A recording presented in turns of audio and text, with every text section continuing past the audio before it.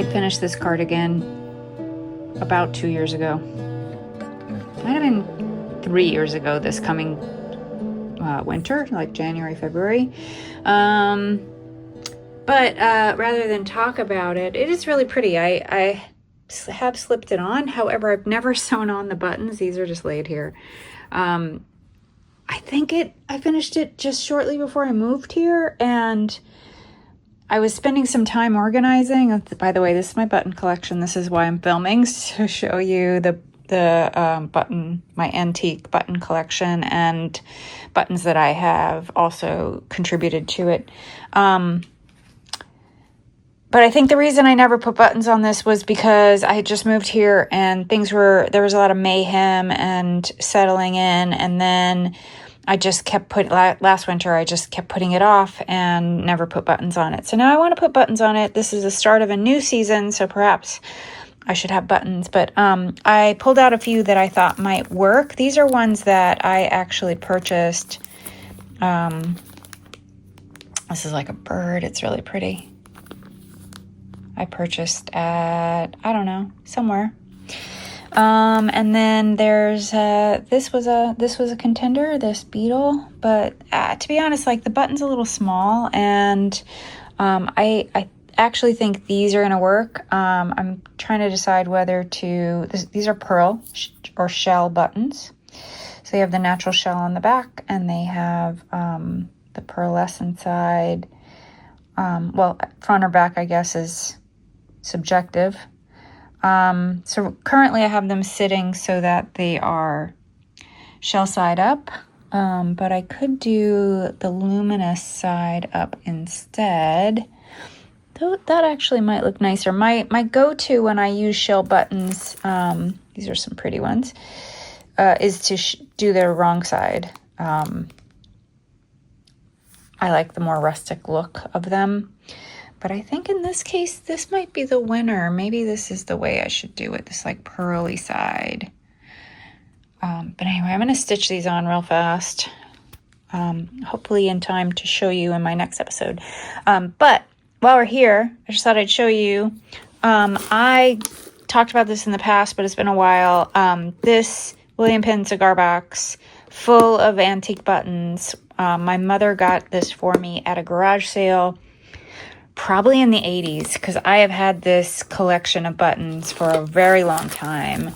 I've added many things. The button collection, these are actually some that are still in need of cleaning. But the button collection was primarily these white pearl buttons, these made from shell, so white shell buttons, and a gazillion jet buttons made from either glass or some of them are really gorgeous.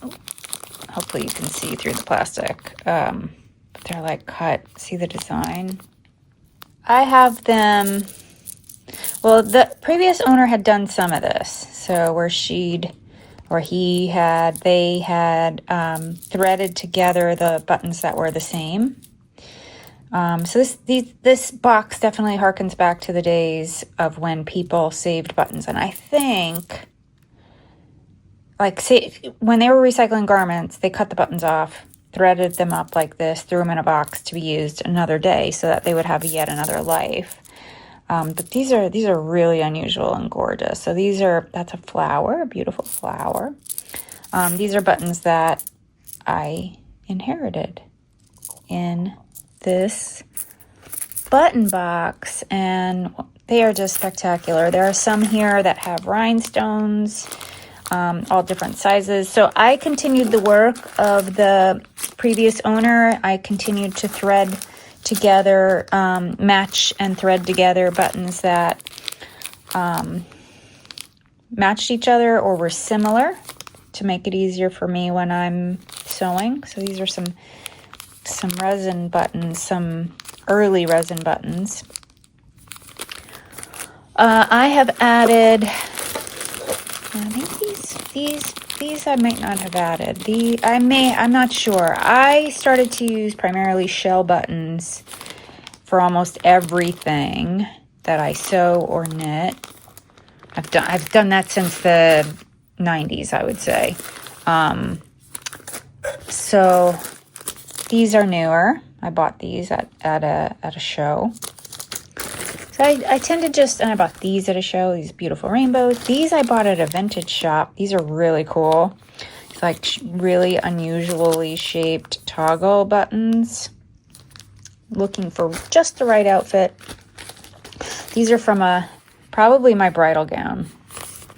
I got married in 91. So that's how old these are. I worked in the garment industry, and anything I wanted, fabric or accessories, I was able to get for free. Or for wholesale costs. So a lot of the buttons that I added during that period of time from the 80s through the 90s were because I picked up things like I had put my hands on. These were some really cute kid buttons that one of my friends who makes buttons made for me, and she dyed to match yarn from a sweater that I had made. She gave me some bunnies and lions. That sweater's long gone. My son, who is 34 this week, wore that sweater when he was 2, so it's long gone, long gone. Probably gifted to another friend who had a child. But anyway, just a little taste of my button collection. These are some old leather buttons that had been cut off. You can see the remnants of the coat. But yeah, quite an interesting collection. I do enjoy pawing through here from time to time. Here's some shank buttons. I also put the little collections in these little baggies. So I think the only bag that came with the collection was this, and these are just all dirty still. I just need to wash them and sort them, but I have so many that are already washed and sorted that I haven't done it. Oh my god, look at these teeny tiny little metal buttons. You can just imagine like the gown these must have graced. There's got to be about 30 of them here, but really fun to think about who must have had these buttons on what, and yeah, anyway, just wanted to share. Oh, these are pretty. These must have been on a coat, because they have some big cuff buttons, and then these are like marcasite, so I'm pretty sure a lot of these date from the 30s or before. That's my button collection.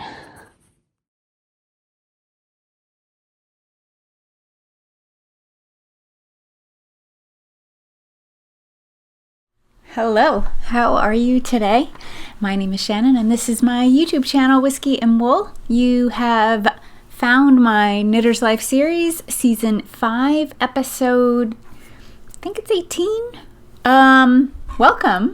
I hope you're doing well. It is Saturday of Thanksgiving weekend here in the U.S.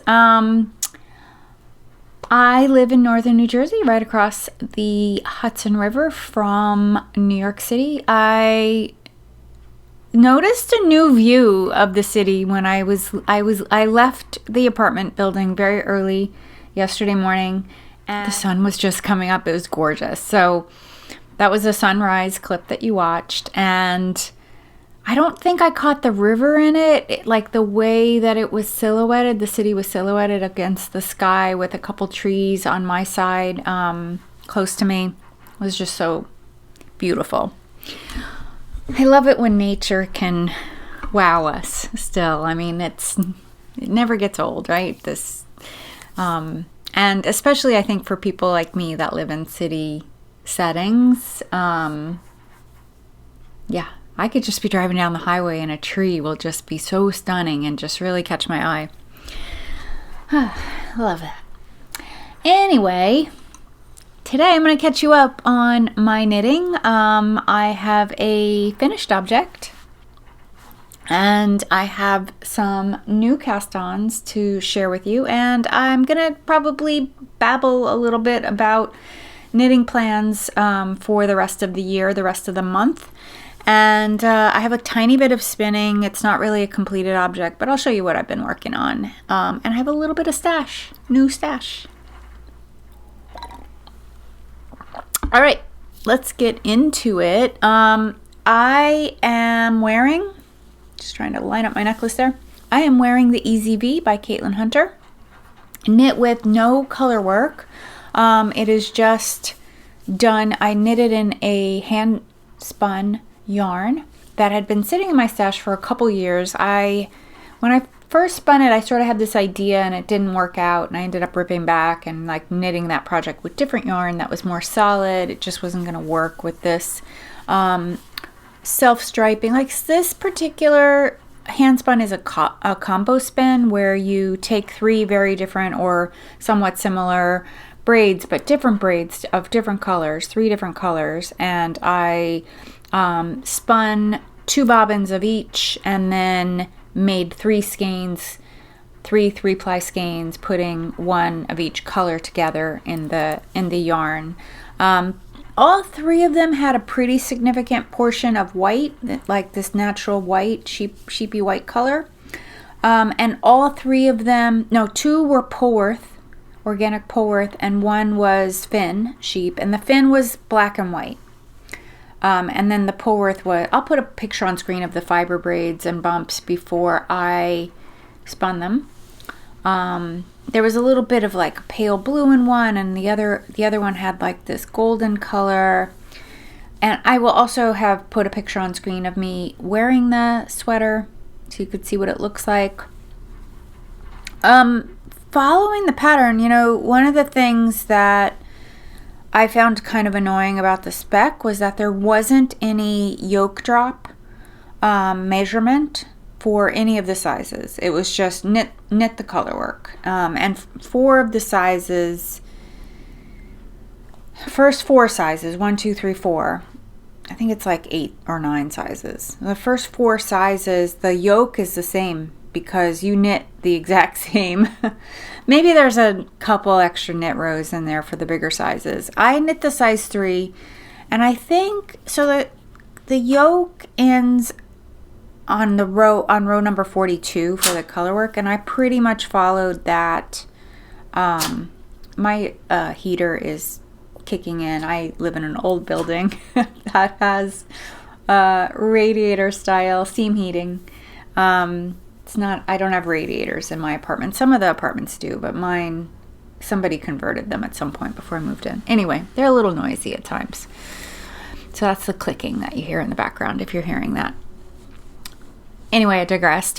So yeah, the pattern has you at row 42 then split. So I just did that, and I could kind of see that I was going to end up with about a 10-inch drop, and that 10 inches, 10 and a half is about as big as I can take in terms of yoke drop. And I knit the 3rd size. So just to give you an idea, like my armpit is way up here. So like if I were doing a fitted sweater, I'd probably do like 8 inches, maybe 8 and a half. Most sweaters, I try to land around that 8 and a half, 9 and a half zone. So this was just at the outside of the yoke drop that I like. And then she has you knit all of the body length 11 inches, and then you do your, or is it 9 inches, and then you do 2 inches of trim. I mentioned in Cast On With Me that the ribbing, the bottom ribbing, took me over a week to do, which was ridiculous. Like it shouldn't have taken me that long, but I was very distracted with a lot of stuff that was happening at work. And I was also trying to help my son plan Thanksgiving meal dinner because he and his wife hosted this year. And so I was doing a lot of like on my phone, looking on my phone, scrolling, also talking on the phone with people, texting, rather than knitting in the evening leading up to me finishing this in the evenings in the week. The week after I last filmed, actually. Sorry, maybe I'm getting too in the weeds with this stuff. Anyway, it just felt like it took forever to finish that ribbing, but I finally finished, and I've worn this several times since. I wore it on Thanksgiving Day. I just really love it. I love how you know, a good neutral sweater is just perfect. Like being able to like throw on something that you know will look good with, you know, black skirt or black dress or black pants and, you know, or, you know, jeans, all of that, and dress up, dress down, that style. I was a little afraid that some of this like high texture that happened here in the, especially with the black and white, the Finn yarn. I don't know if you really see it. It's like a little, had a little bit of a thick and thin thing happening. Maybe you see it more on this sleeve. I thought that that might make it look a little casual, but actually I think this neckline is like kind of dressy in a way, like compared to like a regular crew neck. I really, really love it though. It's perfect. I'm going to stick with this for a moment because I cast on another one. Stick with this pattern because I am making size 1. I talked about this in my last Knitter's Life episode where I showed you this other handspun yarn that I have, and I was curious how it was going to knit up, but in looking at it, I was thinking like these really aren't my colors. Like they're just not my colors. It was a really fun spin. I spun this yarn for Tour de Fleece, and yeah, these aren't my colors. But you know, on the upside, these are colors that look really great on, in particular, one of my sons. He's a little more sallow. My boys are all dark skinned, like they're brown. They're all Hispanic. So they all like, I think my middle guy is really like a true olive toned skin person, because the colors that the range that he can wear is pretty broad. And then my oldest is probably more in the autumnal family, but he can definitely pull off bright colors.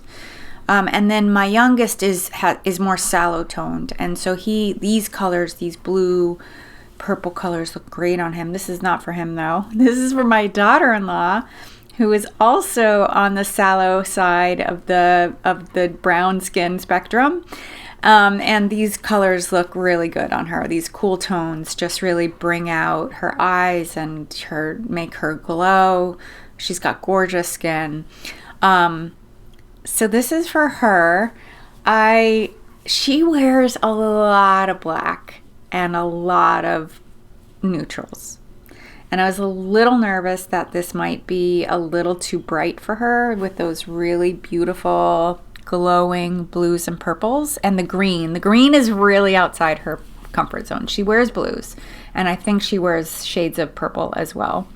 But the green is actually so de minimis, like in the scheme of things here. It's just a tiny little, it's a single row up in this part where I have a lot of stitches on the needles, and then it grew to like 2 rows here, and this next section turned out to be like 2.5, almost 3 rounds in a couple places. But I'm in the middle of transitioning over to the purple, as you can see.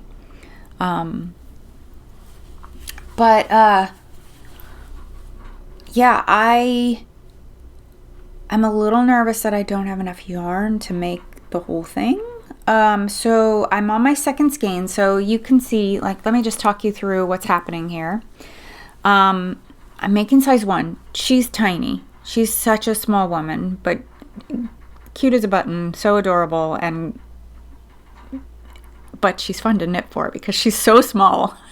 She's an extra small petite. That would be her perfect size. It's really hard to find that size though. So extra small women's clothes is more or less her size, like a size 1 or 0, I think. Anyway, in the yarn, and so this is actually plenty wide for her with this size 1. In the yarn, there are 2 repeats of the color. So I spun 4 skeins of this. I think I had 2 fiber bumps from Inglenook Fibers. This was, again, their Tour de Fleece color. And the way I split the braids, I ended up like cutting them in, like basically pulling them apart in half lengthwise, but then also crosswise. So I made 4 skeins, and I just spun end to end and then chain plied so that the color stayed lined up pretty perfectly. And then each skein has 2 repeats. So this is one whole skein from starting here at the green. Then this is the second repeat starting here. So you could see how the colors just, so it's this green, then this bright purple, then kind of a lighter purple, then a more bluish purple, then cobalt blue, and then it gets darker, and then it turns to gray and brown and gray, and then it repeats. Then the same thing all over again, green, blah, blah, blah, blah. So I'm on the second skein, and I just started the second repeat with it, and I think I'm going to need pretty close to almost a full skein for each sleeve, maybe slightly less. So I think what I'm going to do, I figured out that I should get about 7.5 inches of body length, which is pretty close to what it should be. It probably should be like 8.5 for her, and then I can do the ribbing. Again, she's small, so it's hard. I'm like some of this is just kind of wild ass guessing, just based on like what I'm seeing in the pattern, and then what I'm seeing, what I imagine will work for her. And again, there was no yoke depth measurement, which was really annoying when I'm knitting for somebody else. Like for myself, no problem, I'll figure it out as I go, but for someone else to know what the yoke depth is meant to be for the smallest size would have been really helpful. So I landed around 8.5, which I think is quite large for her. And I think it's going to be fine. I think it'll ultimately end up being fine. So I do have 2 more skeins. So I was going to say, when I'm done, when I finish up this one, I'm knitting from the outside in. I will stop, I'll go back up to do the sleeves, and then I'll use 1 skein on one sleeve and 1 skein on the other. Sort of similar to what I did with this, to just kind of get all the striping to line up. At least the 2 sleeves will match each other, and the color repeat will be the same. So I'll start with green up here and down. Because I ended up, this is my solid black. My solid black is from Ewetopia, and it's BFL BFF, and it's a DK to worsted weight. It has a really silky hand. It's funny, this is the main color. The handspun is a Polwarth silk blend, with just a little bit of silk, and the yarns feel so similar to me. But anyway, what I was going to say is I ended up striping in a little bit of black, just partly because I'm a little nervous that I may be short yarn, and I certainly have plenty of black yarn for the trimming. So this band here is black. It's like I just mimicked the length of what the widest stripes were here when I striped in that black. But I was just trying to get in a little bit more of a color that I know she's comfortable wearing with these colors that might really take it away from how she feels. But I knit, after I knit with the first skein, I took a picture of it and sent it to my son, and I said, what do you think? Is this too bright? Because he stopped by and visited me a couple weeks ago, and I showed him the yarn in person, and he was like, I don't know. But on the outside of the skein was the green, and he was just like, this color, oh, like he loves it. He loves green, but he's like, I've never seen her wear this color. But it turns out it's such a subtle, small, it's just a tiny little accent. So I think it'll be okay. I'm hoping anyway. This is going to be her Christmas gift, so if she's bummed, if she doesn't like it, then I'll have to pivot and pick up something else for her, which, I mean, she's pretty easy to shop for, so I just thought it would be fun to make her a sweater. I've made her sweaters before. She's very knit-worthy. So anyway, that's where I'm at with this. I am just zooming along on it because I really want to get it off the needles and under the tree. Even though, like, I have a lot of time. I won't be seeing them to celebrate Christmas with them. They're flying to Florida around the same time I'm going to Texas. They may even be going earlier because my son can work remote and my daughter-in-law doesn't work. Or she works. Actually, she does work now. she can also work remote.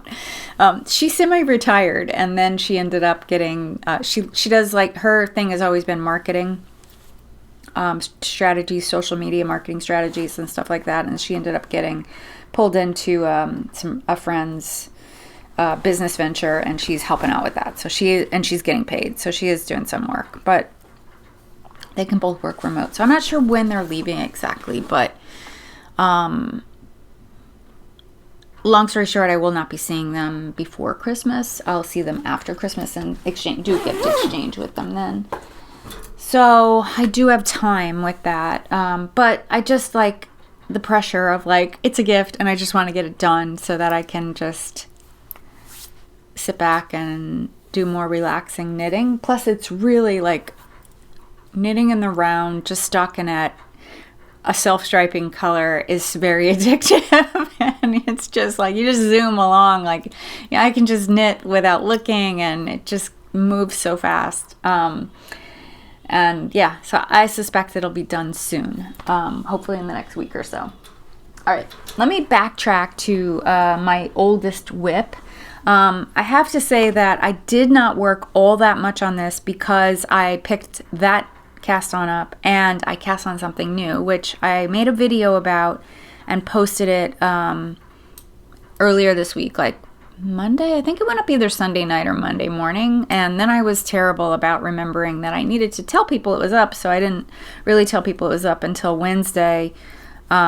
So you can get the deep dive on that project, but I'll also talk to you about it today. So this is vintage flannel. I think last time I showed it to you, I had not quite finished the motif, the knit motif, and I need a third hand to reach down and pull this. It is now done. And yeah, I just love it. I love the way this looks. Of course, it's unblocked, so there's a lot of, like, a little bit of puckering and stuff where I'm carrying the white yarn behind the blue.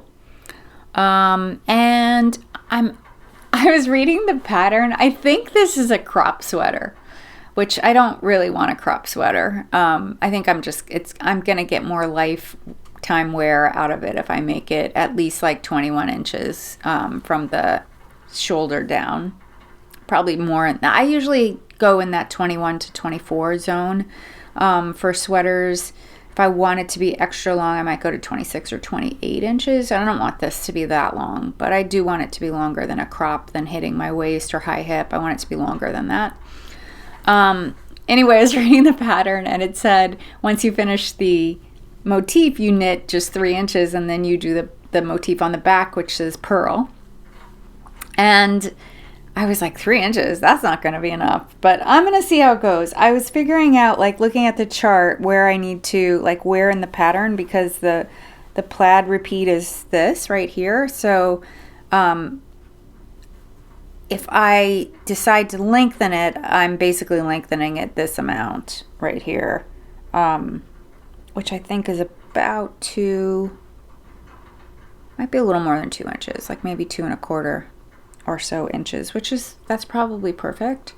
So we'll see, but I just love the way this looks. It looks so good, and I think this sort of graphic writing is so pretty. And I mentioned before that I wish that the word pearl is in block letters. I wish it was in this font. I just really love this font.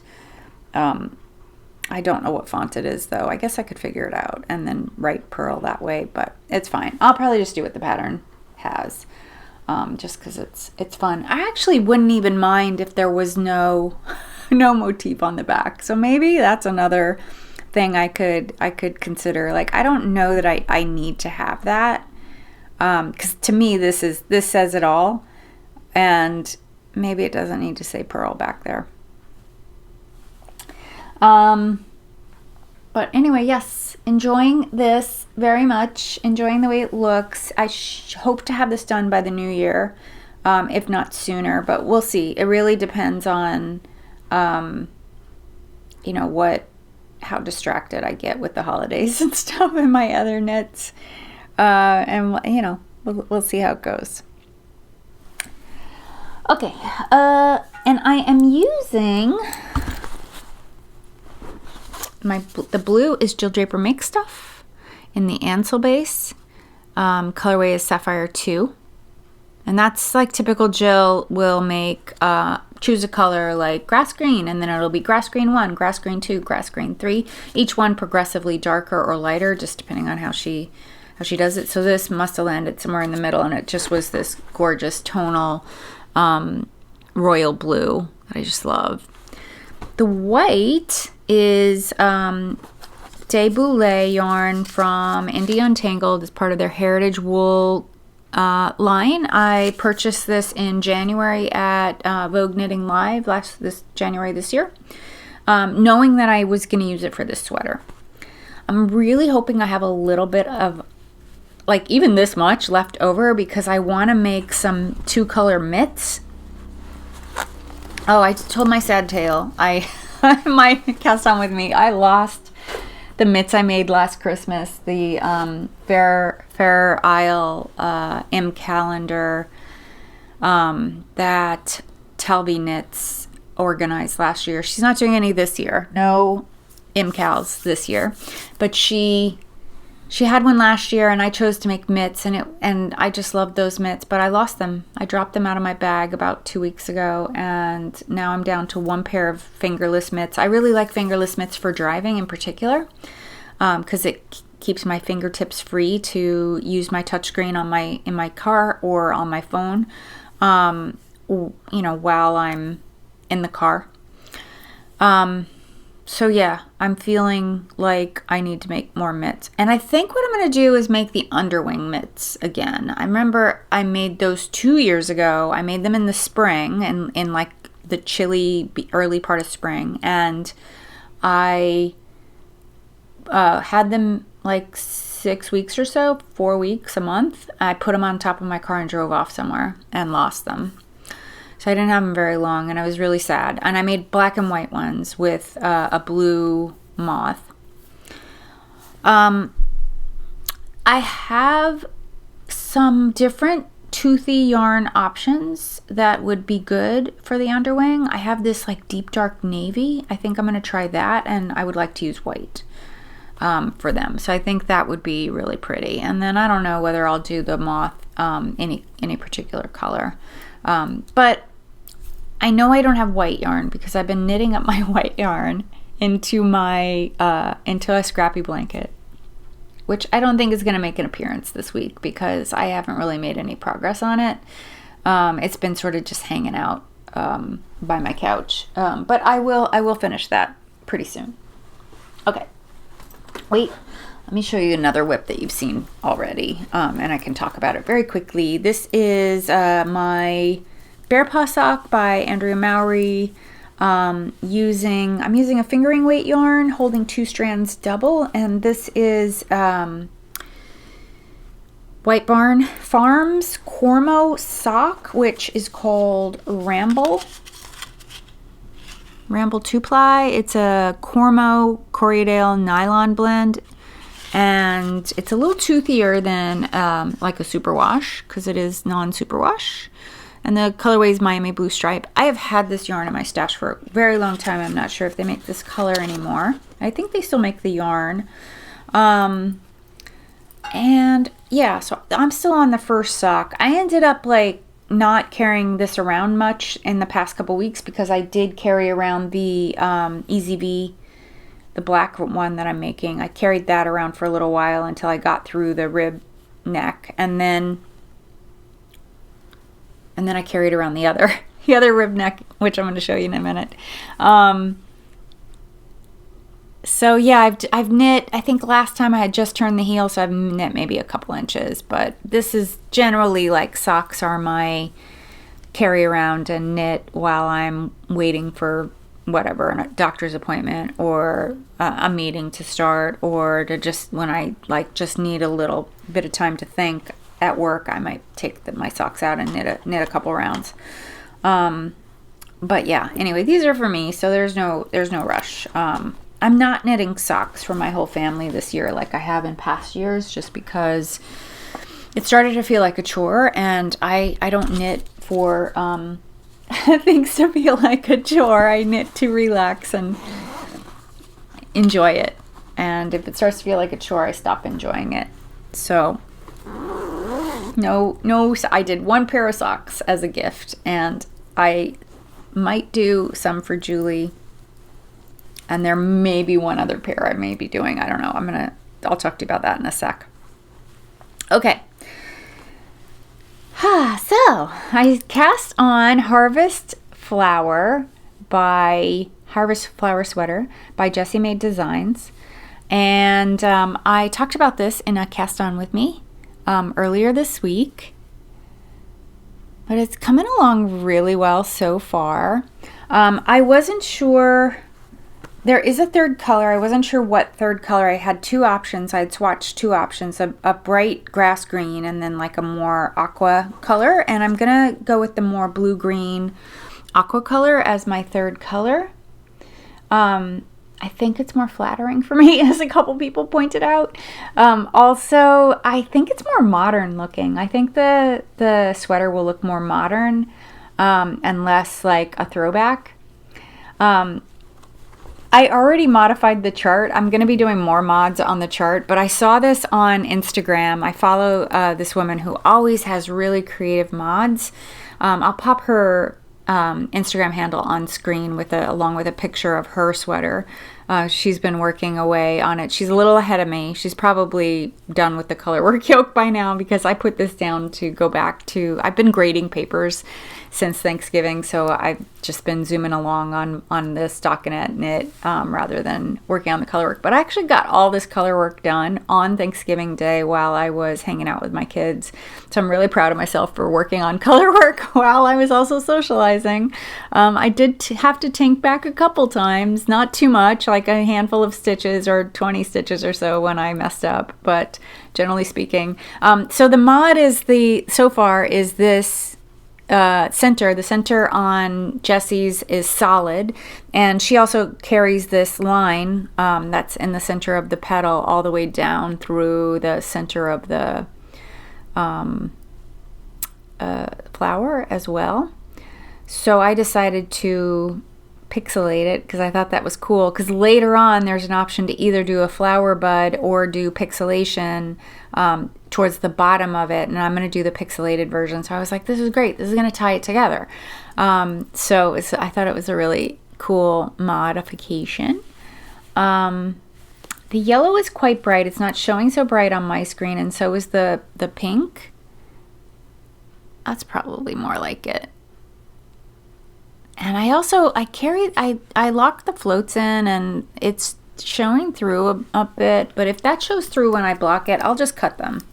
I'll just cut them and loop them in, because the floats are really long in that section there. I also noticed that the person on Instagram that I was inspired to do this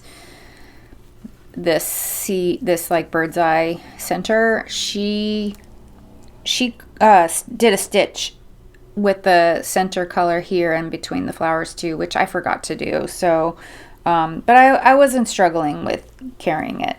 I will say though, because I'm not catching the floats behind the petals, they are looking a little blister-like, so I really hope they block out smooth. I think they will, but it's hard to tell right now. Okay, let me tell you about the yarn.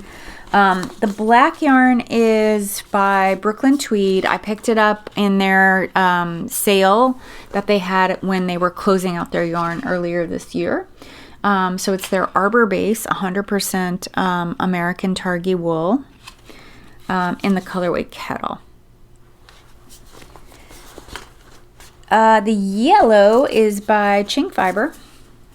It is a color that I used in 2 other sweaters. I used one sweater, I used the main color, and the other sweater I used it as a contrast color. And it is, I cannot read this. There we go. Now I can read it. It is 100% superwash ultrafine merino. It's super soft. It's her Dashing DK, what she calls Dashing DK, in the colorway Yellow Yellow. So it's a really bright yellow. The coral is by At Haynes House, and it's the colorway We Listen, and it's really like a corally pink. It looks a little bit more towards orange in life than it does on screen, but it's pretty accurate what you're seeing. And then the blue green is leftover from a sweater I recently finished. You may notice, you may recognize it. It's from the Always and Forever unicorn sweater that I made for my granddaughter for her birthday last month. And I have 2 full skeins of Double Sunday in the, it's a Santa's Garn Petite Knit line in the colorway Mint. So I have plenty of this for this sweater. I'll probably still have more than a full skein and then some. So I have a little partial skein here that I'm going to knit up first, and then I'll knit with that one. So I'm really happy with the way it looks. Oh, I do want to say I will be modifying the chart. One of my viewers kindly let me know that there is a phallus symbol motif in this color work that folks had been talking about. She'd heard about it on another podcast or another channel or whatever, and so I will be modifying the chart. I was looking very closely at the chart to see what I could do, what modifications I could do. A few of my friends, my knitter friends, had ideas. They had some great ideas for how to modify it to make that symbol not be there. So I'm not worried. I think I have a plan. I know what I'm going to do. So once I get to that section, I will, and I'm pretty close to it. I want to say I'm like maybe 3 or 4 rows away from it.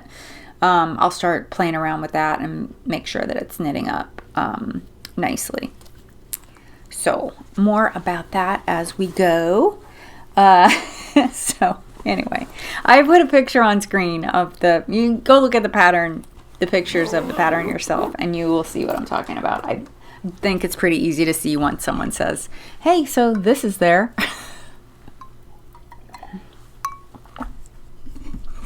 Okay, I forgot to say for this sweater too, I didn't quite use up all my yarn. I do have probably like 150 or so yards left over, and in the white I only have about 40 yards. So this is going to go right into my scrappy blanket where I'm knitting up my white yarn. It's DK, otherwise it could be the mitts I want to make are fingering weight, which is why I'm hoping that I'll have extra of the vintage flannel white. I think I will. I think I'll have enough. I think I only need about 120 yards. Okay, let me talk to you about some spinning. Again, this project, it's 1 skein. It's going to be a 3-ply. It really feels like it's taking forever. Oh, and you're not seeing my pretty candle on screen. I have my mic in the way instead. Yeah, I don't think I can show you, but I have a Christmas candle and it smells like pine. It's really nice. Really nice. Anyway, I am making a 3-ply of this really pretty color. It's called Beach Towel. It's also by Inglenook Fibers, and it is is this also Polwarth? It might be. Targhee Bamboo Silk. 80-10-10, and it's 6 ounces, so that's one of the reasons why it feels like it's taking forever. I need to do the 3rd bobbin. I have 2 bobbins spun already. So this is what the fiber looks like. And this is what the bobbin looks like.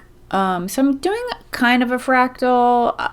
This is really colorful and the color changes come pretty quick, so I didn't go hard on the fractal spinning of this. I will be spinning this bobbin will be end to end, where these where the other 2 are. Hopefully that's not too noisy for you because that's right by the microphone. The other 2 are both like bobbins that I split in half again. So it was a strip of fiber like this that I then. I know if you don't spin, this is like. It probably sounds like magic, but you split it in half again this way, and then I spun one piece end to end and then the second piece end to end. And the idea, like when you're taking one braid and dividing it into either 2 or 3 parts, whether you're doing a 2-ply or a 3-ply, like you want the weight of each section of fiber to be about the same. So then when you get to the end of the bobbin, they end at about the same place, because there is a technique you can do when you run out of yarn on one bobbin, but there's still a lot left on the other, there's a technique you can do to get what's on the other bobbin off and then continue to spin so you get one continuous length. But it's really, I don't like doing it. It's a bit of a hassle, and if I measure right, I spin pretty consistently, then I won't have I will have very little difference. Sometimes they're pretty much bang on, or maybe I have like a yard of fiber left, and that just either stays on the bobbin or I toss it, because it's just not enough to save for anything different. All right, I'm almost done here. I have a new stash. So let me talk about spinning again. Just staying on spinning. I spun this. This is also from Inglenook. This is a Hanui. I may not be saying that right. I heard someone else pronounce it, and they pronounce it differently. But to me, it looks like Hanui. Hanoi? Might be Hanoi. I think I was watching Stitches and Starlight. Tashi of Stitches and Starlight. She's a hoot. She did oh my goodness, I freaking love these episodes. She did a organization, 2-part video organization recently, last month, or earlier this month, and it was fascinating. She's been spinning a little bit longer than me, but she's one of those people who just went all in. And she actually pronounced it a little differently than I do. I think it's it might be Hanui. I thought it was Hanui. Anyway, New Zealand sheep breed, very rare, very soft and luxurious fiber. So anyway, the folks at Inglenook they buy Hanui from the farm. I think there's just one farm that does it. So also Melissa of Melly Nets will also she buys fleece from them as well. So she'll have bats that are made out of it. And it's like double the price of merino. It's really expensive. So this fiber bump, it is Hanui and silk. I forget the color name, but you can see how did I spin it as a 3-ply? I can't remember whether I did a 3-ply, but I did a fractal, so it'll have a little bit of self-striping. And it's like these shades of blue with this beautiful chocolate brown in there, and some of the blue is really poppy, like turquoise, and other is quite pale. So I think I have about 550 yards or so. It's a pretty big skein. And because it's so silky and it has high silk content too, it's right here. The tag is right here. It's going to be very drapey. So I thought it would make a perfect shawl. Here we go. Yeah, it's a 70-30, so it's pretty high. The silk content is pretty high. It was a 5-ounce braid. So Inglenook will often do these unusual braid weights. I don't know why, what their process is like, but it must be something I can understand. Like, if you're scouring and washing, like scouring is washing, like if you're scouring and processing the wool, you might, if it's 4 ounces, does it really matter? So they tend to do a little bit different ones. Anyway, so I decided I really wanted to make a shawl. I looked for patterns. I found a Stephen West pattern that I think I'm going to make, but I may actually do I might do Andrea Mowry's Birds of a Feather, because I ended up landing on this yarn here from Moondrake. You can really see the sparkle in it. It is the colorway Moon, and I think the base is called Kira Kira. Yeah, so it's a lace. It's got a huge put up. The pattern that I was looking at, though, needed a little bit more than 550 yards. It needed like 650 yards. So I ended up buying 2 skeins of it. And the idea is that this is a color and this is a color. So the Stephen West pattern, I'll put a picture on screen. It's almost like it looks like a woven stitch, but it's like a bunch of stockinette and garter. But it looks woven, and it is a 2-color shawl. So I thought this would be really cool. And I just really want to make it right now, because don't you just want to wear like these icy colors and sparkle right around the holidays? But I just need to, I feel compelled to finish and get done, or at least like make progress on the other things. So then when the yarn arrived, I was like, maybe I should just, when this finally arrived, maybe I should just do Birds of a Feather, which is a mix of fingering weight yarn and a lace weight. So like a mohair silk or a Surrey silk. And I've made one before. I really love it. I don't find, some people find mohair itchy. I don't. I really like how lightweight it is, yet warm. So I thought I might, I don't know, I'm going to think about it. I'm hoping I can cast that on in January, like maybe even in that holiday period where, you know, I'm home my office closes for about 10 days, 12 days. So maybe in that period when I'm just relaxing, hanging out, seeing friends and family and catching up with folks. But just like having a lot of time just to craft and, you know, enjoy.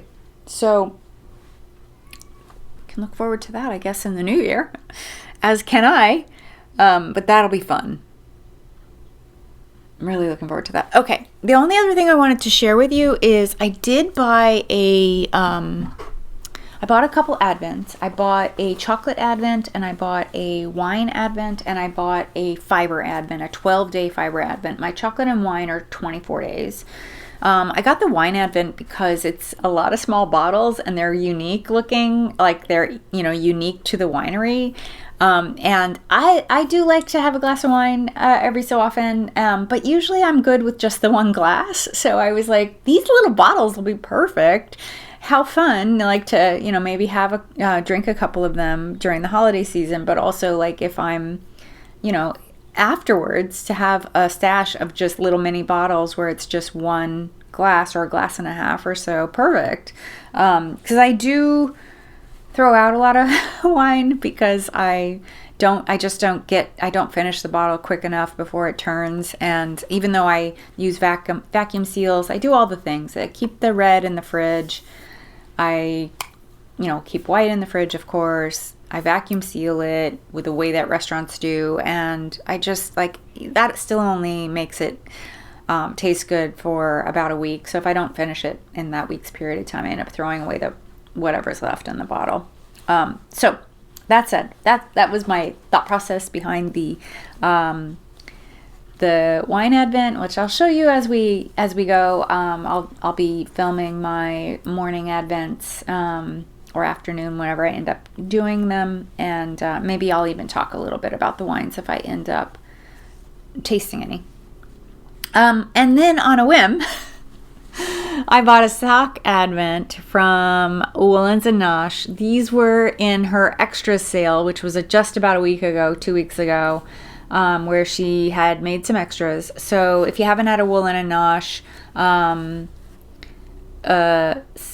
24 stripe sock before, this is kind of the way she presents it. So the idea is that you knit a color a day, and she starts, you know, she's got you started, so no peeking into the top of the canvas to see what it is, what the colors will look like. So every day is a surprise. And then she does, this is my third year with her yarn, her sock yarn. And what she does is a neutral color, and you get also a mini. And so I think this year it's like this chocolate brown. It's really pretty. And I guess these are the inspiration photos. So these are colors that I might see coming through on my 24-day knit of this knitted object. So the idea is that when you hit the chocolate brown, so it starts with chocolate brown, then there's going to be a color, then it's going to go to chocolate brown. So every stripe will have chocolate brown between. You stop for the day and then put it aside, and then you come back to it the next day. So each day you're knitting a stripe, and you can do 2 at a time because she split the skein already for you so that your 2 socks or whatever you make will match each other. So I was undecided. I talked a little bit about this in my Cast On With Me last week, and I was really undecided about what I was going to do, whether I was going to make socks, because I make socks all the time. I'm not like, oh, I really need more socks. I don't. But I do need mitts, but I made mitts last year, and do I really want another pair of multi-striped mitts? And then I was thinking maybe I'll make a stocking cap, like one where I would knit all the way through one 24 stripe and then do the other 24 stripe and just keep going down this really long tail. And just as a goof, like, would I really wear that very much? Probably not, but it would be fun, like on the weekends or whatever, to wear something like that, especially if the stocking ended up long enough that I could wrap it around my neck. So that would be fun. But I think I'm back to socks, and that's because when I was asking my kids what it is they want for Christmas, one of my one son, I have three sons, 2 are married, 1 has a child, the other couple is childless and probably will never have kids. They don't have any interest in that. And then I have my younger son. He is partnered but unmarried, and they just told me over Thanksgiving that they are getting married next year. So it's very exciting. So my future daughter-in-law, my son's partner, had said to me she really wants socks. And I was like, she really wants socks? Okay, let me see if I can figure out how I can make her some socks, like maybe the blue ones and then I was like, no, I've got these like 24 striped socks.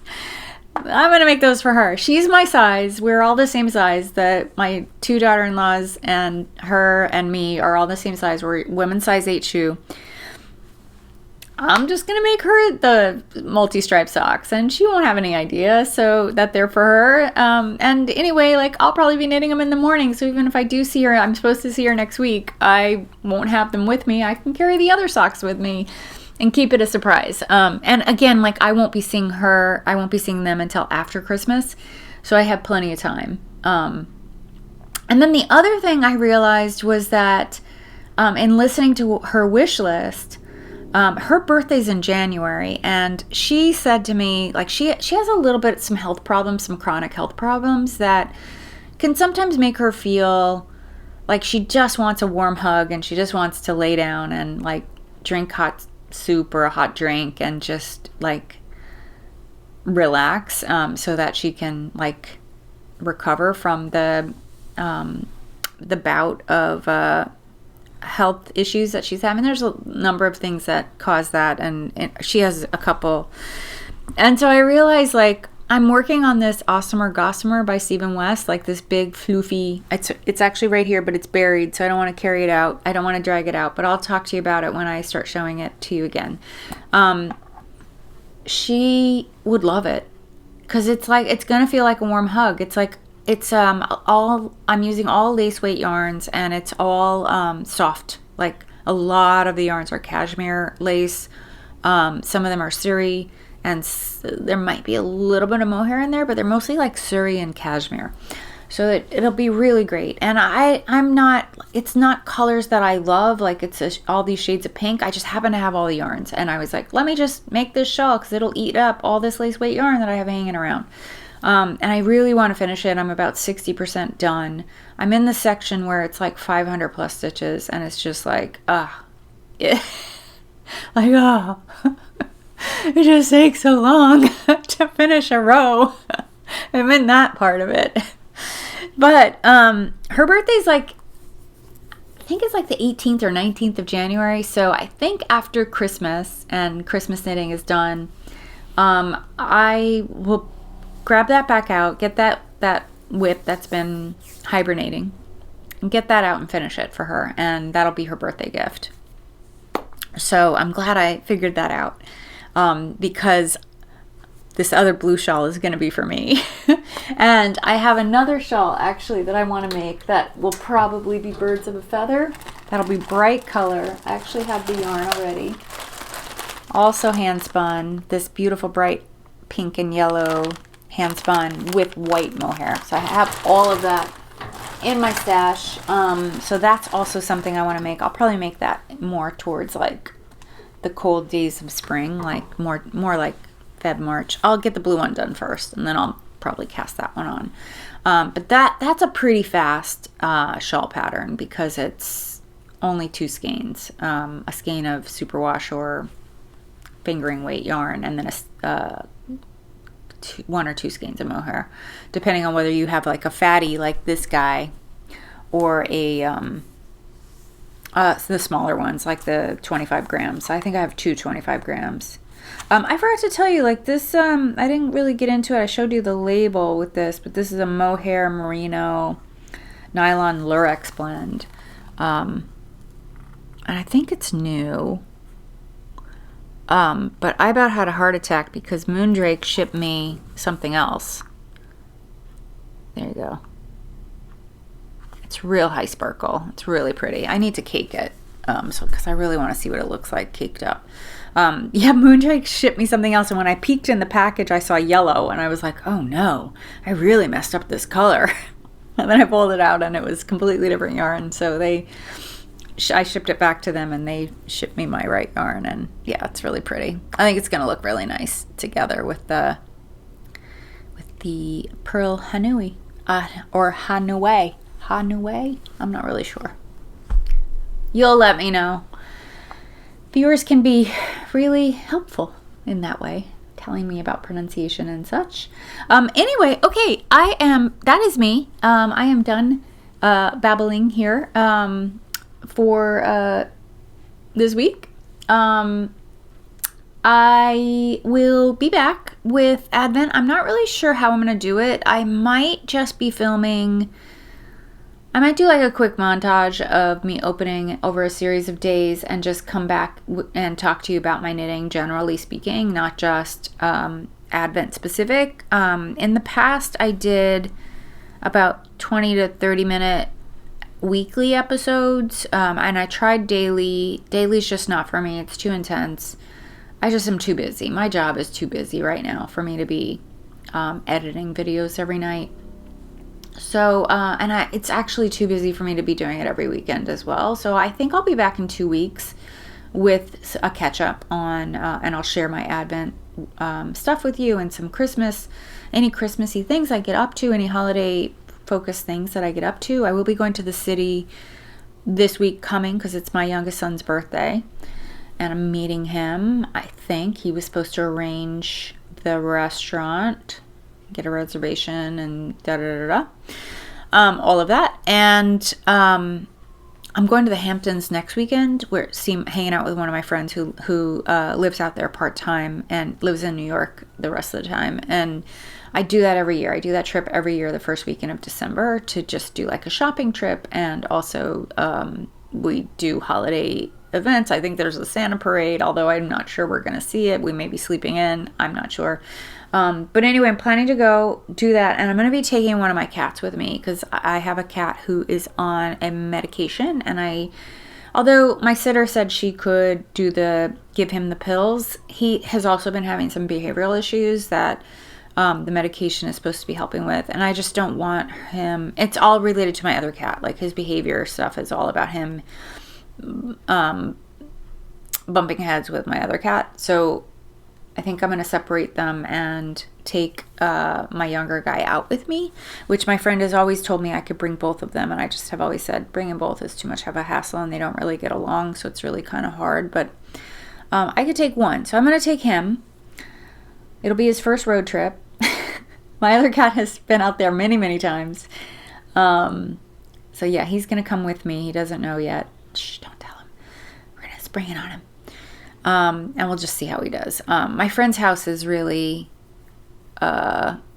sparsely furnished, and there won't be a lot of places for him to hide and stuff, which is great. And it is small. So it's bigger than my apartment, but it's small. It's a small house. We call it the Hobbit house. My kids call it the Hobbit house because they have also stayed there with me in the past. But anyway, that's where I'm at. Think that's everything. Caught you up on everything, and I will be back. I'll see you back here I won't be here next weekend, but the weekend after that I will be back with a midpoint to Christmas countdown, and I'll share with you all the things. Try to make it a more holiday oriented episode where I am talking less and showing you more, just for fun, because I like to do that. But anyway, I will talk to you again real soon. Take care. Bye.